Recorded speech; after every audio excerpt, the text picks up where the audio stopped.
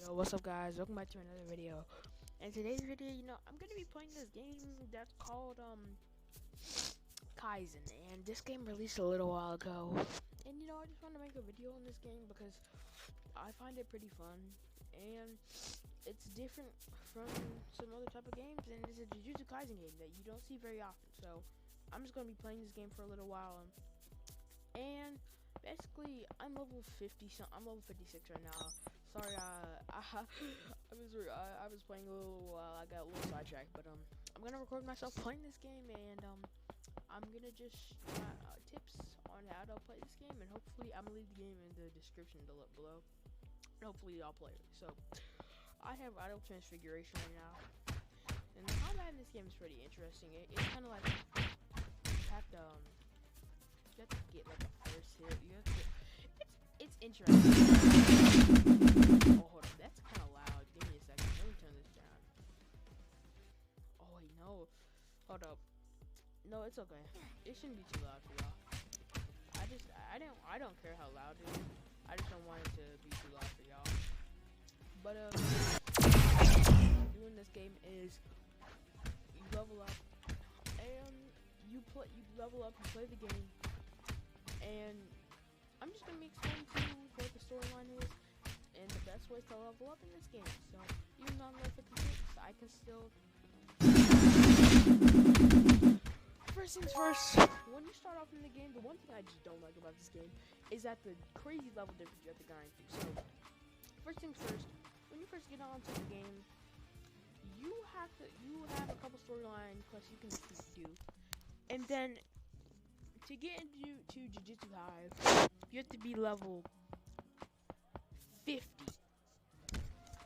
Now, honestly, getting into Jujutsu Kaisen and having to be level 50 for it is absolutely absurd. Okay, I can understand the level 30, like if you're already level like 10 and having to get level 30, or maybe even like 35, but level 50, that's a giant jump. I grinded it, and I was like, okay, I'm gonna play this game, see how it is, and I wanted to see, like, so far, these graphics actually remind me of games like Project Slayers and GPO, so, I have nostalgia from GPO. I got nostalgia from GPO. I was like, let me just give this game a chance, because, kind of reminds me of GPO, and, I love myself some GPO. I used to upload it on the channel all the time. So I tried the game out, and I do enjoy it. I haven't really, though, what I don't like about the game is that it's a booty beater. That's the one thing I just don't like about the game. I mean, obviously, I'm a low level. I'm not going to be fighting people that much, but, I really don't know if there's a PvP mode yet. I'm going to actually look at the update log. I think you can just click update, the thing that says update 2.1, and it'll just show you the update log. Hold on, let me see if they actually will. Minor con PvP and more updates will be coming soon. Okay, so it basically says PvP is not out yet, but when PvP comes out in this game, I will make a new video about it and just tell you the best builds for PvP. But for now, I'm just gonna say talk about this game's PvE progression. Now, like I said, the jump is crazy. Having to get to level 50 is absolutely absurd to get to the next part of the story. Now, okay, don't mind that. If y'all heard what was going on in the background, do not mind that. Anyways, like I was saying, this game is very interesting, and the PvE is I will say it's kind of annoying to do because that major level jump is absolutely absurd. Like the progression, like I was saying, is absolutely dumb. And the thing I do like about it is that you can switch quests every 15 levels. So it's not that hard. The build that I'm using right now, it's kind of hard to going by very fast because I'm trying to. That's the main reason why I wanted to test out a curse technique in this game. And that's another thing I want to talk about, curse techniques in this game. It's actually kind of like getting permanent fruits and block fruits, except you can't get permanent versions of them. You can only get temporary versions of them. So, our transfiguration, as I'm looking at it right now, it isn't a rare one. It was only 35,000, so I was just able to cop it. And looking at it right now, it's okay, bro. But so being a sword main is much better than being a curse main in this game. And this is the main thing in the game. It's kind of like something you're supposed to get later. You're supposed to do later. You can have it. You can have it and everything. Like you can have your first curse technique, because that's something you need to complete the first quest. You can have it, but I don't think you should main it. In this game, because I had to reset my stats, and I was lazy. I didn't want to grind it. Reset it, so I just spent a little bit of Robux to reset my stats. But as I was saying, being a sword main in this game is much easier, because everything is just extreme. Who is this? Who just joined my game? No, it doesn't matter. Playing this game with being a sword main is so much easier. When I was grinding quests as a sword main, I literally spread through the game because of how much it get very easy and early in the game. That's something I do like, and even though it does make you grind a lot of levels too high, it's not that much grinding, since being a sword main really just does completely change your experience. And that's one thing. That's one reason why you see a lot of people that are using swords if you join this game, because it's the best way to grind in this game. And I feel like that's kind of unfair for people that want to use other mains, like being a melee user. I mean, like, you can only have super punch and ground smash. I mean, obviously, if you also use melee and use your curse technique, but being a sword main is just so much better, because not only do you have the skills, but you also have the melee damage, and you also have not melee damage, but you also have the damage, and it just makes the game, when you're a sword main, so much easier. And that grinding just kind of goes out the window, because you can kill mobs in 2 full M1 combos, which is kind of insane to me. But there's only one more section I wanted to talk about in this game, and I don't know if I've talked about it already, but that's just clan rerolls. And clan rerolls in this game are pretty interesting. So basically, the clan I'm using right now is Hoshi. It's on the bottom of my screen. That's another thing I like. GUI is nice. That's why it reminded me of GPO. But getting off topic. So I'm using Hoshi, and it gives me like an energy boost and whatnot. And one thing I do like is that the chances to get a good clan are not absurd in this game. Like, they're not absurd. To get a legendary, which is the rarest, you have a 2.75% chance to get a legendary. And that is not low at all. In some games, it's like a 0.1. A 2.75 is amazing. You have amazing chances to get one.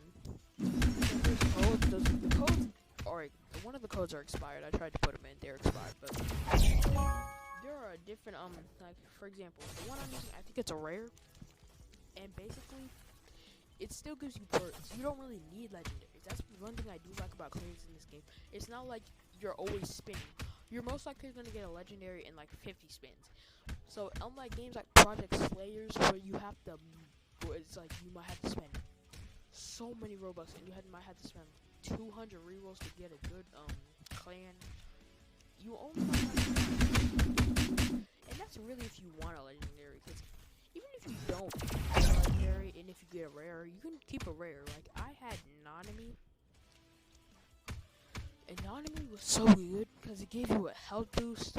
It gave you a lot of things. I switched off it because I thought I could get a in the 4 spins I had, I thought I could get something better, but I didn't end up getting. I think Hoshi isn't as good, so yeah. Hold on, let me see actually who joined my game. No, the person left. Okay. Oh crap! On my tail. But yeah, that's one thing I do like about this game. A lot of things about the game aren't as cash grabby as some other games. One thing I will admit that's crazy is it's 75 for Robux. to get 2 times XP, which is absolutely absurd. But you don't. Oh, dang it, bro. It's like I was saying, 74 Robux to get a what is it called? 50 minutes of XP is absolutely absurd. Now let me see if they actually changed it. They might have changed it. It might have been like an error or something. Let me just check. Yeah, it's 79 Robux. I feel like that's just absurd for a hold on. Did I? Oh gosh. I accidentally clicked. I think I clicked cancel on accident. Dang it.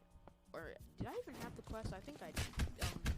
Hey, let me go back and get it. But as I was saying, guys, 79 Robux is actually crazy for 2 times XP.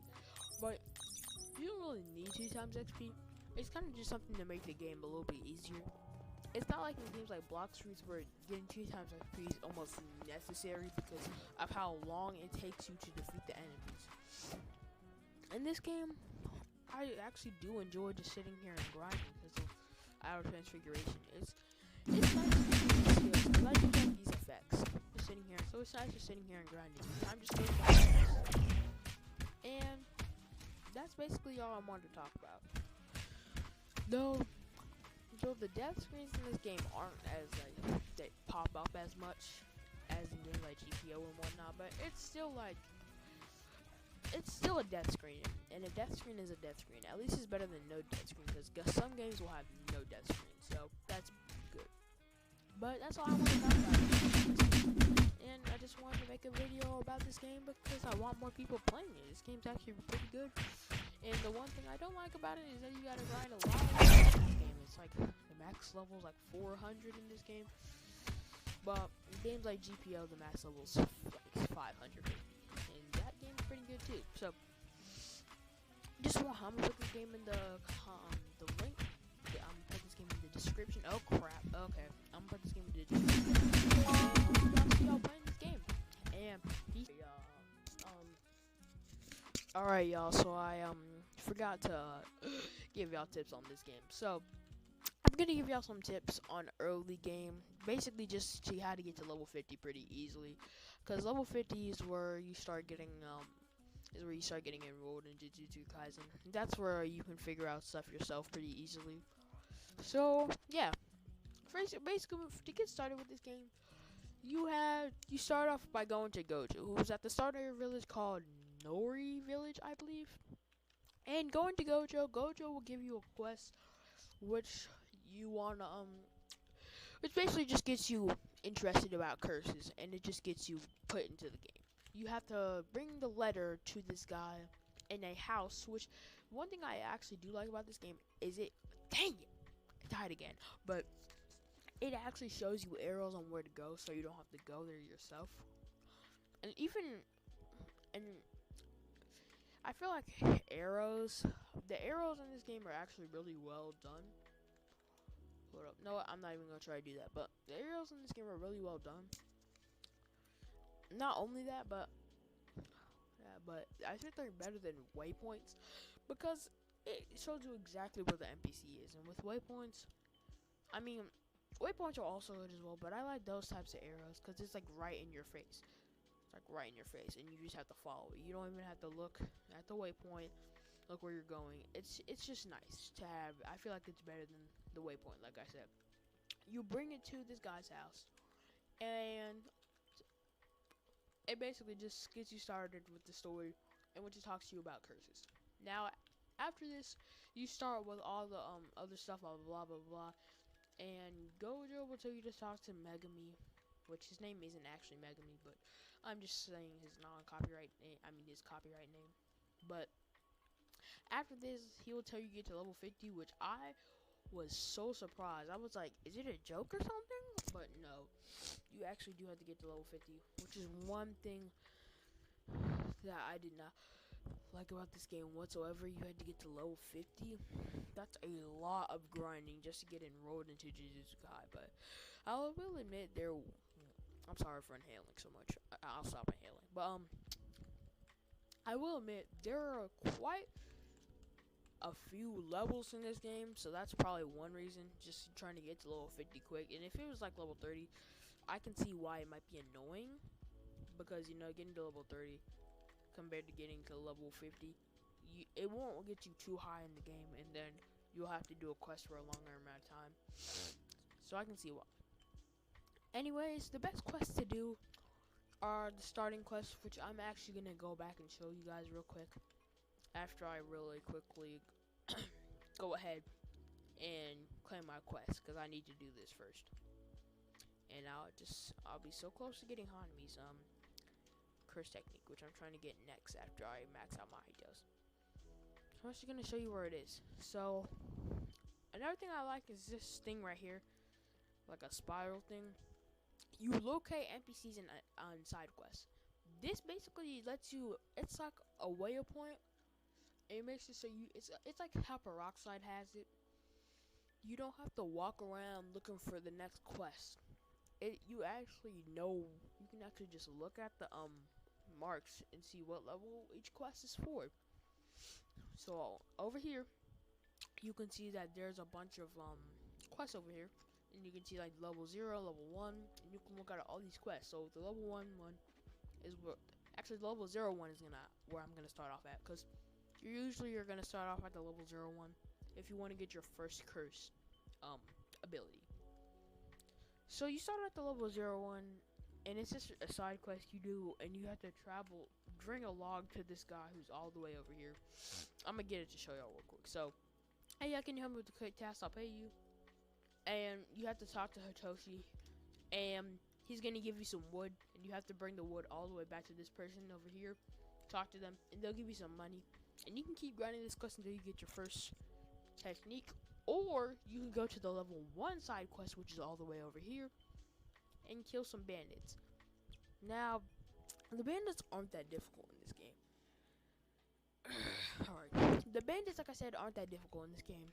Like, all you really have to do is go up to them and hit them. Like, I was putting a lot into melee to beat these guys, but you really just M1 them. You don't even have to put anything to melee. I don't have anything to melee, and 3 M1 combos kill this guy. And the quest is right here. There are 2 quests you can do: bandits and armed bandits. You do this at level 15. Yeah, level 15. And you do the first quest at level 1. After you do these 2 quests, you grind them into about level 25, I believe. I could be wrong.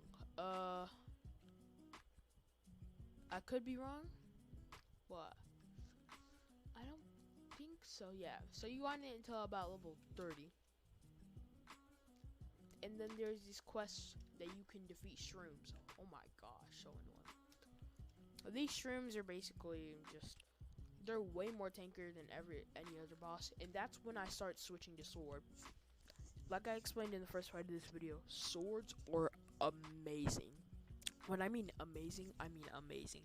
Please get a sword. It doesn't matter if it's a common sword or the best sword. Get a sword. These swords are going to assist you so much in the game. It's so easy to do PvE with them. These shrooms, I was able to take these out easily. Like, the sword I'm using is the Amethyst sword, and it was pretty easy to take these guys out. Just a couple M1 combos, and I was able to take them out. Along with my Blade Shot and Gravity Orb. It was so easy to take them out. So I highly suggest, when you're starting off this game, and if you're trying to start off on a new account, immediately grind the first quest, the level 0 quest, and get a sword. From there on out, put everything into sword, defense, and stamina. You don't even need a curse. You don't even need a curse technique. You just need a sword, health, and energy. And from there, you'll be good. Until, of course, you want to get a cursed technique, and then you can get a cursed technique if you need to. After grinding this quest, you have another quest which you can go to. Gosh, I have this flame blowing right in my face, so sorry. Anyways, like I said, this is very helpful. I can just look at where it is. You have to go to this guy all the way over here, which is the quest I'm currently grinding. And the person will tell, actually, I'll just reset, since I have my spawn point here. this person will tell you to beat the juniors. And it's basically like beating the bandits. You just do the same fighting style you do. And once you get to level 50, you have to get a cursed technique, which actually Principal Yaga will give you 20k to get your first curse technique. And that's why you should not get it with your own money, because he'll give you 20k. I didn't even know this. I actually got out of Transfiguration before that, so I was kind of mad. I could have just gotten Broom and then saved up for Idle Transfiguration, but I'm glad I have it now, cause I'm excited to see what it's gonna all be. Anyways, beating these guys, like I said, are like beating the bandits. You just go up to them, fighting them the same way you fought the bandits. Except you can use your curse technique if you want to, but I suggest sticking to the sword, because, like I said, sword equals damage. And if you want it, like I said, if you want damage, keep sword. And do this until you're level 50, like I said, and you should be set to complete the entire game with a sword. And that's basically the guide on how to play this game and a summary of the game. If you've already played this game, I suggest you come back. The game's pretty interesting. And if you oh crap, I didn't even get the quest. And if you are a new player interested in this game, like I said, I'll put it in the link in the description. I'll put the link in the description. My gosh. Okay. And this time I will actually see you later.